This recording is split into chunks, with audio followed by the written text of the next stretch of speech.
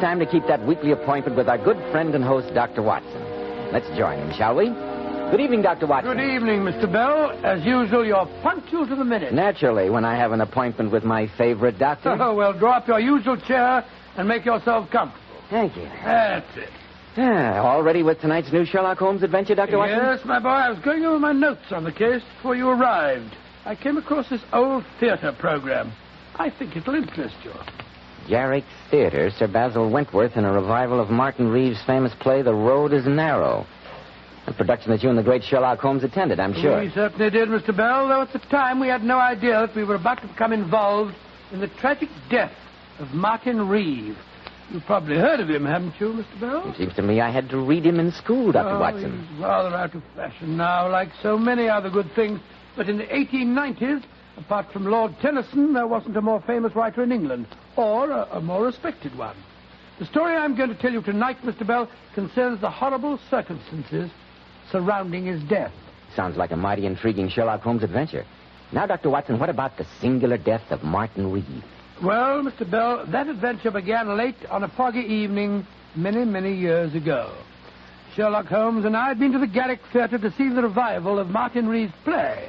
And I remember that we decided to walk home to Baker Street. As we approached the old familiar door of 221B, our footsteps echoed hollowly in the deserted street, and the chimes of a neighboring church reminded us of the fact that it was midnight. A delightful evening, Watson. A good dinner, an excellent bottle of wine, and 3 hours of theatrical magic. Well, personally, I found the play rather depressing. Its theme is a morbid one, but the writing and construction are flawless. Yes, a magnificent play and well worth reviving. By the way, I noticed an item in the Times this morning concerning Martin Reeves. He's dangerously ill. Oh, really? Well, he must be quite an old man. 82, to be precise. Really? Is he as old as that? Curious career, Watson. His greatest success was written when he was a young man. In the past 50 years, he has never written anything to compare with tonight's play. No, I don't think it... Holmes, look up at our window. Hello. The gas is brightly lighted, whereas Mrs. Hudson invariably turns it low when we're out. And look at the silhouette on the blind. There's a man pacing up and down the room. A visitor at midnight, Holmes. This looks ominous. Be careful now. It may be some sort of trap. I think not, Watson. If some desperado were lying in wait for me, I doubt whether he'd be stupid enough to turn up the gas to advertise his presence. Just the same, I wonder how he got in. Presumably through the front door. Mrs. Hudson has instructions to let a client wait in our rooms if his business seems urgent. Mr. Sherlock Holmes. At your service, sir. I'm Dr. Manners, Harvey Manners. How do you do, Dr. Manners? This is my colleague, Dr. Watson. How do you do, Doctor? I must apologize for being here at such an hour of night, Mr. Holmes, but my business is urgent. I'm sure it is, Doctor. I left Carlisle this morning, arriving at St. Pancras Station 2 hours ago. I came directly here, persuaded your housekeeper to let me wait for you. Then sit down, my dear doctor, and tell me what urgent business has brought you to London. Thank you. Well, Mr. Holmes, I've been acting in the capacity of personal physician for Martin Reeves, the playwright. Martin Reeves? What an extraordinary coincidence. We've just returned from seeing the revival of his play, The Road is Narrow. We were talking about him as we walked home. I understand the grand old man is dying. He's not in good shape, Mr. Holmes. His heart's in very bad condition. Auricular fibrillation, Dr. Watson. Oh, then at his age, I imagine you don't hold out much hope. No, but I think with care, he might last a year or two. But the reason I've come to you, Mr. Holmes, is that I'm convinced that although he's a dying man, someone is trying to murder him. To murder him? Good Lord. What reason do you have for saying that, Dr. Manners? Well, Mr. Holmes, I've been in almost daily attendance on Mr. Reeves. Last night, his coachman drove over to get me, saying that his master had suffered another bad attack. When I got to the house, I found that Mr. Reeves had received a severe shock. He was in a state of almost complete hysteria, and he kept insisting that he'd seen an apparition in his room a few hours earlier. What kind of an apparition? A ghost from his past, as he referred to it. I think that someone arranged for that apparition, that they knew of his heart condition, and also knew that a sudden fright could kill him. It's possible, Dr. Manners, and it would be one of the least detectable methods of murder. But who would want to kill a dying man? Who lives at the house with him, Dr. Manners? His daughter Catherine, his brother Silas, who's a drunken good-for-nothing, and his secretary, a fellow by the name of Hugh Kingslake. Do you know the condition of Mr. Reeves's will? No, but I do know he had dictated a new one a few days ago. A fact that might easily have provoked a crisis. Dr. Manners, you say that Mr. Reeves spoke of seeing an apparition, a ghost from his past.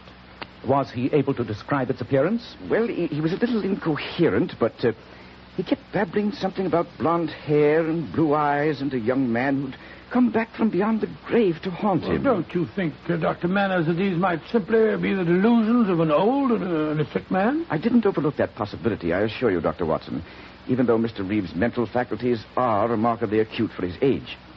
But last night, after I'd given him a sedative, I examined his room. I found these, Mr. Holmes. That's when I decided to come to you. Oh, let's have a look at them. They look like blonde hairs. Yes, they are, Doctor. I found them on the bedclothes, and yet no one in that house has blonde hair. Interesting. Very interesting. The hair is human, and yet the roots have minute particles of glue attached to them. Obviously, they're from a wig. Get out the timetable, Watson, will you? Yeah, we're going to Carlisle? On the earliest possible train.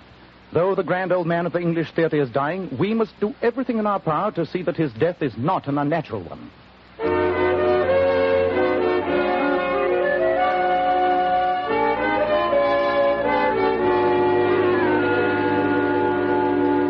Mr. Holmes, Dr. Watson, I'm Hugh Kingslake, Mr. Reeves' secretary. How do you do? How do you do, sir?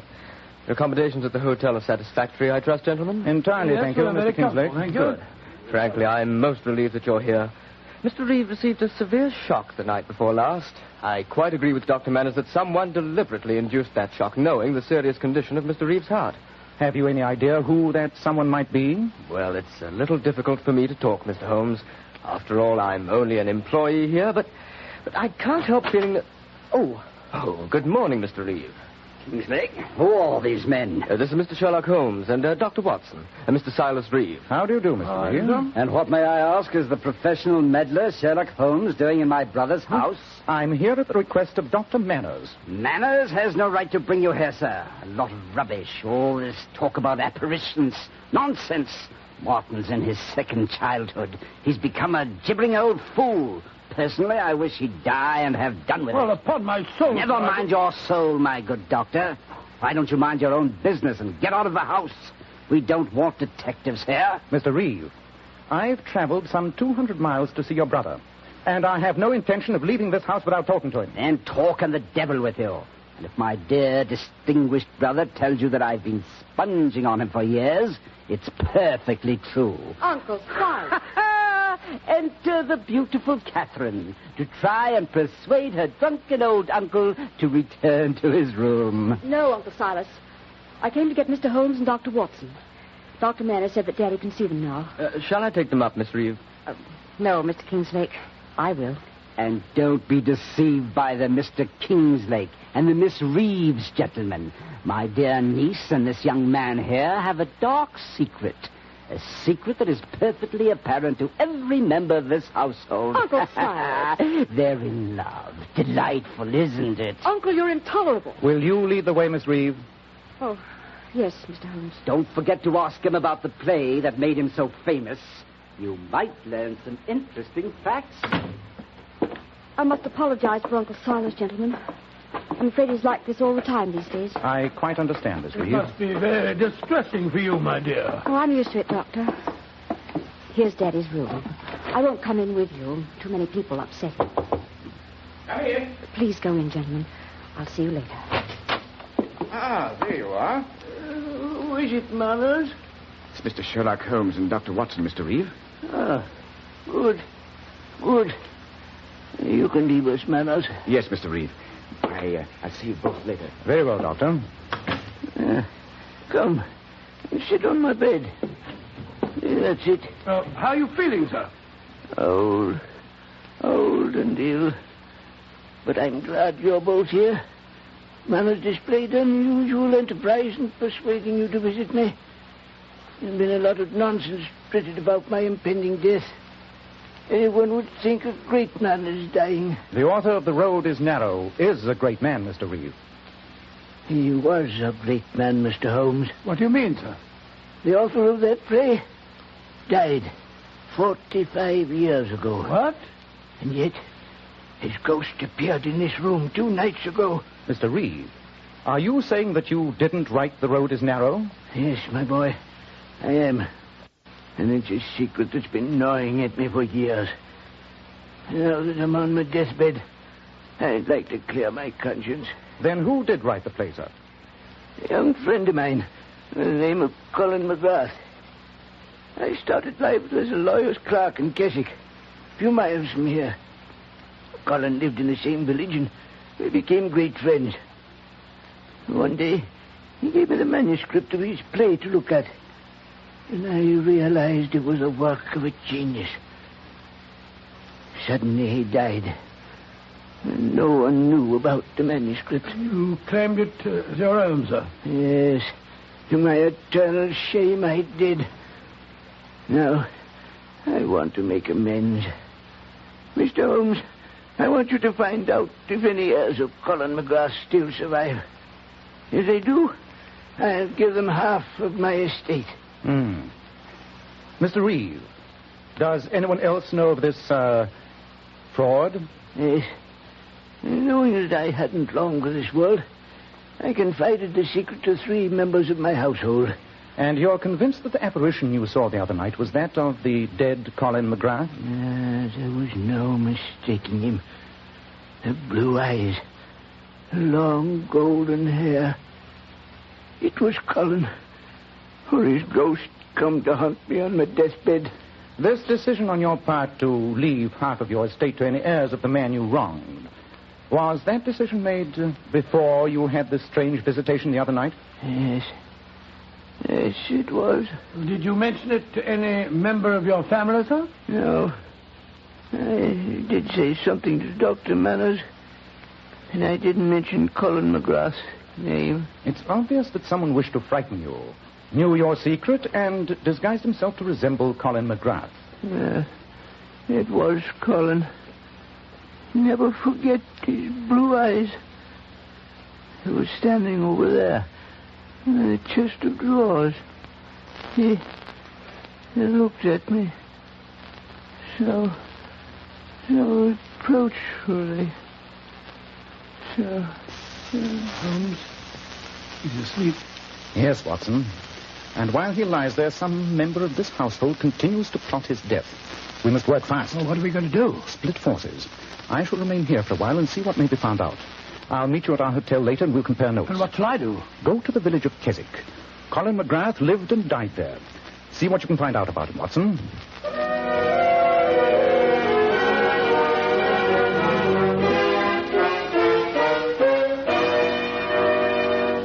Of course I remember Colin McGrath. Well, I should be very grateful for any information about him, madam. As postmistress, I imagine that very little village gossip has escaped you. Of course it hasn't. I remember the McGrath boy well. He was no good. Didn't he marry poor old Mrs. Northrop's granddaughter Susan and then go and desert her just to kill himself? And the poor girl was going to have a baby. No good on earth. That's what young McGrath was. And you can tell him I said so if you ever reach the place I'm sure he went to. Oh, I said, well, they had a child, you say. What happened to it, madam? How should I know? I'm only the postmistress. You'd better go and see the vicar, young man.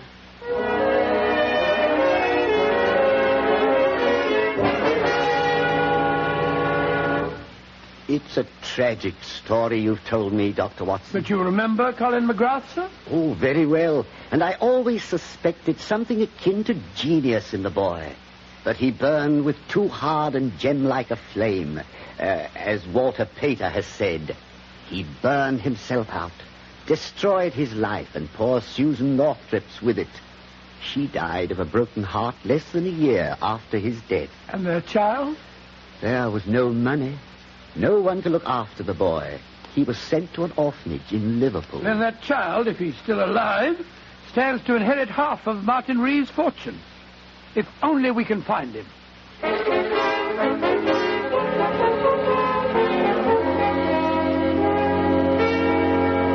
Oh, it's good to be back here at the hotel, Holmes. I've had an exhausting day. I trust you had better luck than I did.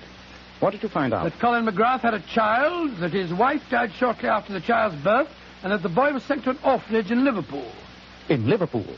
Go on, Watson. Well, the vicar gave me this photograph of Mrs. McGrath. It was taken on their wedding day. Let me see it. But this is amazing, Watson.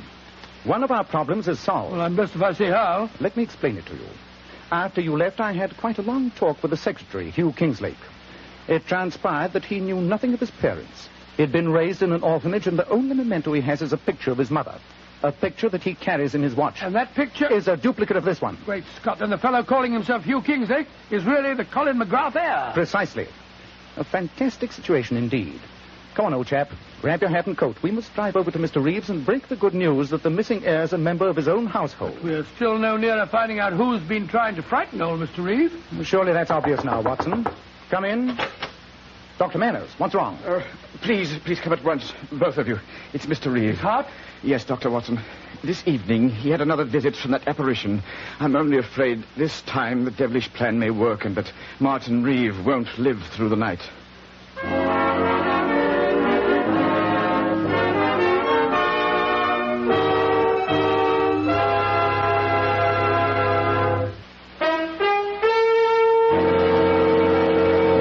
Well, Dr. Watson, this story certainly has me on the edge of my chair. What happened next? You drove over to Mr. Reeves' house, I suppose? Yes, Mr. Bell, we did. And as we went rattling down the country lanes, the flickering oil lamps on Dr. Manners' carriage lighting a shadowy path, I found it almost impossible to get a word out of Sherlock Holmes. Holmes, sometimes you're the most irritating man on earth. And what prompts that little tirade, Watson? You haven't opened your mouth since we left our hotel. Purposeless conversation is a waste of time. Not much further, is it, Dr. Manners? No, Mr. Holmes. We're nearly there. Well, I don't consider conversation purposeless when it clarifies the problem, Holmes. You said it was obvious who had been frightening Mr. Reeve.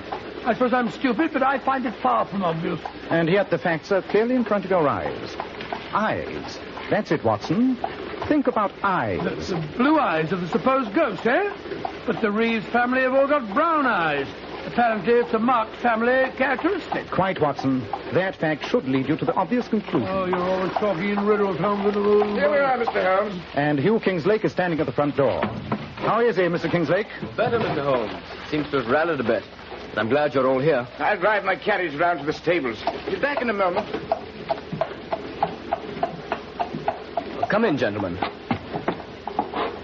With Mr. Reeves so ill, it may seem a little inappropriate to announce my news. But Catherine consented to marry me tonight. We're engaged. Oh, really? My congratulations. Yes, indeed. She's a charming girl. Oh, Catherine, darling. I've told them our news. Oh, it must seem a terrible time to announce it, Mr. Holmes, with poor Daddy lying so ill upstairs. It's quite understandable, Miss Reeve. And before we go up and see your father, I'd like you both to know that we have something in the nature of a wedding present for you. A wedding present? Yes. You're both familiar with the story of Colin McGrath, I understand? You mean that he was the true author of The Road is Narrow? Oh, yes, Mr. Holmes. Daddy told us all about it. And did you also know that Mr. Reeve is planning to leave half his estate to the heir of Mr. McGrath? I knew that, Dr. Watson. In my capacity as secretary, I had occasion to draw up a rough draft of the new will a few days ago. Then I'm sure, Mr. Kingslake, that you'll be very interested to know that today Dr. Watson and I discovered that you are the son of Colin McGrath. That I am?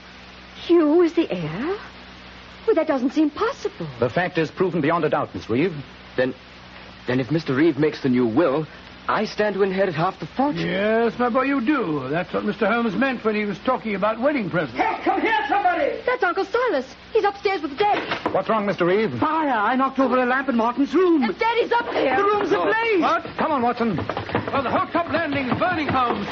Can't go through this way. We just can't stand here. Mr. Reeve will roast alive. I'm going after him. Come back, Kingslake. Come back! Great Scott, he went right through the flames, Holmes. Send one of the servants for the fire brigade. And tell the rest to bring buckets of water. And to bring them fast.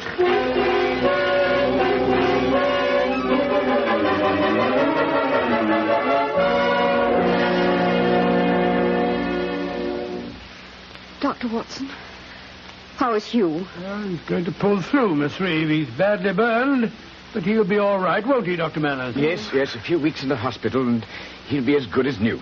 And Father? Well, I am afraid he's dead, Catherine. Dead? Oh, poor Daddy. Oh, my dear, he might have lived for a time, but the shock of the fire coming so close on top of the other one was too much for him. He died just as I took him from your fiancée's arms. So that by knocking over a lamp, I was responsible for my brother's death? Yes, Mr. Reeve. The credit is yours. In fact, I wouldn't be at all surprised if the local police might consider booking you on a charge of arson. Rubbish. It was an accident, and you can't prove otherwise. Possibly not. But there's one matter I can settle here and now. 2 nights ago, someone in this house tried to murder Martin Reeve by posing as Colin McGrath. The same despicable action was repeated tonight. Well, one person that we can eliminate is Hugh Kingslake. He nearly gave his life just now, trying to save his employer. Then who was responsible, Mr. Holmes? A feature of the impersonation that especially struck your father, Miss Reeve, was the color of the eyes. He described them as a brilliant blue. Then that rules out Catherine and me. We both have brown eyes. Precisely, Mr. Reeve. I have devoted some considerable study to the art of disguise. There are wigs and methods of altering height and weight. But the color of the eyes cannot be altered. Watson, 10 minutes ago, you had the opportunity of examining Mr. Kinslake's eyes without the tinted glasses he's in the habit of wearing. Well, they did fall off when he stumbled back down the back stairs, but I can't say that I noticed the color of his eyes. They were blue, Watson. Brilliant blue, just as his father's were before him. You mean that young Kingslake was responsible? Yes, Mr. Reeve, I do. But that's ridiculous, Mr. Holmes. He just hurt himself severely in trying to save Father. True, Miss Reeve. But surely his reason was obvious. He intended to marry you. And when he learned a few days ago that your father planned to will half his estate to the McGrath heir, he decided to try and kill him before that will could be put into effect. Oh, I see it all, Holmes. And then tonight, he realized that he was the heir. Precisely, Watson. And so it was to his great advantage to see that his employer stayed alive to execute that new will. That accounts for his bravery in the fire tonight. I can't believe it of him, Mr. Holmes. I can. I've always disliked you, and I'll have great pleasure in prosecuting him. It'd be hard to prove, Silas. After all, your brother did die a natural death. Yes, Dr. Manners. I fear that legally there's very little we can do to Mr. Kinslake. But when he recovers and realizes that he risked his life for nothing, I think he'll find his own punishment. The change in the will was not made. The estate will be divided between the family, and I doubt if Mr. Kinslake will now acquire any of it by marriage. No, of course he won't. I'll never see him again. Oh, quite right, my dear, quite right. What a despicable scheme. And to think that his father wrote one of the greatest plays of our century. I prefer to forget the fact, Watson. Emotional qualities are antagonistic to clear thinking. I assure you that the most winning woman I ever knew was hanged for poisoning 3 little children for their insurance money. And the most repellent man of my acquaintance is a philanthropist who has spent nearly $250,000 upon the London poor. Now, my dear chap, I think we should look up the next train back to London. Our work here is done.